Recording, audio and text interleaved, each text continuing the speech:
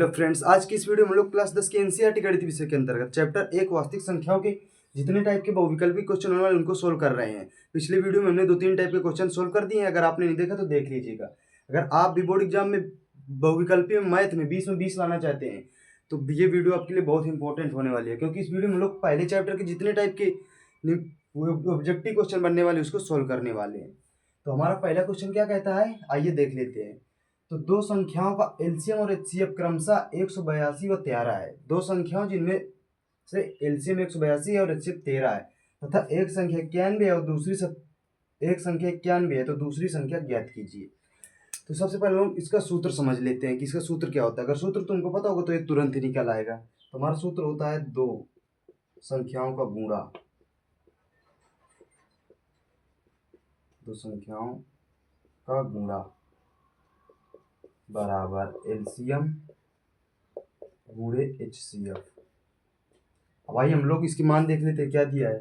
तो एलसीएम दिया है 182, तो एलसीएम 182 और एचसीएफ कितना दिया है 13।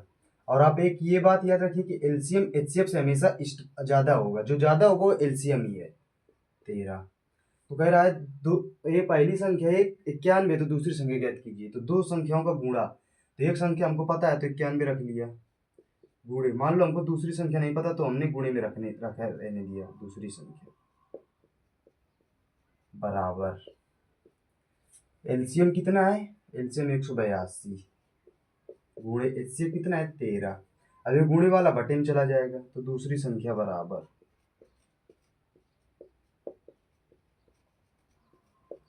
182 गुणे 13 बटे 91।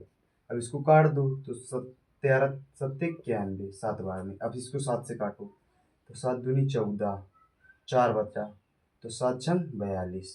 तो हमारी दूसरी संख्या जो है 26 आ जाएगी। तो देखिए यहाँ पर हमारा विकल्प दूसरा सही हो जाएगा। तो अगर इस टाइप का कोई भी न्यूमेरिकल बनता है तब उसको सोल्व कर लीजिए। अगर दो संख्या दे दे, एलसीएम दे दे तो उस एचसीएफ हम इसी सूत्र से निकालिए। अब हम लोग देख लेते हैं कि हमारा दूसरा विकल्प क्या कहता है। तो हमारा दूसरा विकल्प कह रहा है किसी पूर्णांक m के लिए प्रत्येक विषम पूर्णांक का रूप होता है। कह रहा है किसी पूर्णांक m के लिए प्रत्येक विषम पूर्णांक का रूप होगा। तो विषम संख्या क्या होती है हम लोग पहले समझ लेते हैं। तो जैसे 1, 3, 5, 7, 9, 11 जो ये नक्की वाली हमारी संख्या होती है इसको विषम पूर्णांक कहते हैं। तो 1, 3, 5, 7, 9, 11 हमारी विषम पूर्णांक है। और समपूर्णांक क्या होती है 2, 4, 6, 8, 10, तो ये हमारी समपूर्णांक होती है। तो कह रहा है किसी पूर्णांक m के लिए प्रत्येक विषम पूर्णांक होगा। इसका मतलब कि अगर उसमें सम भी रखे तो विषम आए, विषम भी रखे तो विषम आए। तो आइए हम लोग देख लेते हैं। पहला विकल्प हमारा है m। तो इसमें विषम पूर्णांक मतलब किसी पूर्णांक संख्या में हम लोग 1 से लेकर अनंत तक रख सकते हैं। जैसे हम इसमें सम विषम दोनों रखेंगे। अगर हम लोग देखो 2 रख देंगे तो सम हो जाएगा। तो हमको सम लाना नहीं है, विषम पूर्णांक आना चाहिए प्रत्येक में। तो पहला हमारा गलत हो गया। अब दूसरे में देखते हैं m+1 है। अगर इसमें हम लोग 2 रखेंगे 2, 1, 3, ये तो हो रहा है। अगर इसमें हमने 1 रख दिया तो 1 + 1 2 हो जाएगा, तो ये विषम हो गया, तो ये भी हमारा गलत है। अब 2m+1 है तो 2 इसकी जगह सम रखा तो ये विषम बन गया। अगर विषम रखा तो विषम बनेगा। जैसे हमने 3 रखा तो 3 दूनी 6, 6 1 7, तो इसमें हमारा बन रहा है, तो हमारा ये सही हो जाएगा तीसरा। तो अगर विषम पूर्णांक का है तो 2m+1 और अगर इसी में विषम की जगह सम कह देता है तो हमारा फिर ये नीचे वाला सही हो जाता है 2m। इसमें m की जगह p z x y कुछ भी हो सकता है। अगर आपको ये बात याद रखनी, अगर विषम का आएगा तो 2m+1 और अगर सम का आएगा तो 2m या 2p या 2z ऐसे आएगा। तो आशा करता हूँ आपको वीडियो पसंद आया होगा।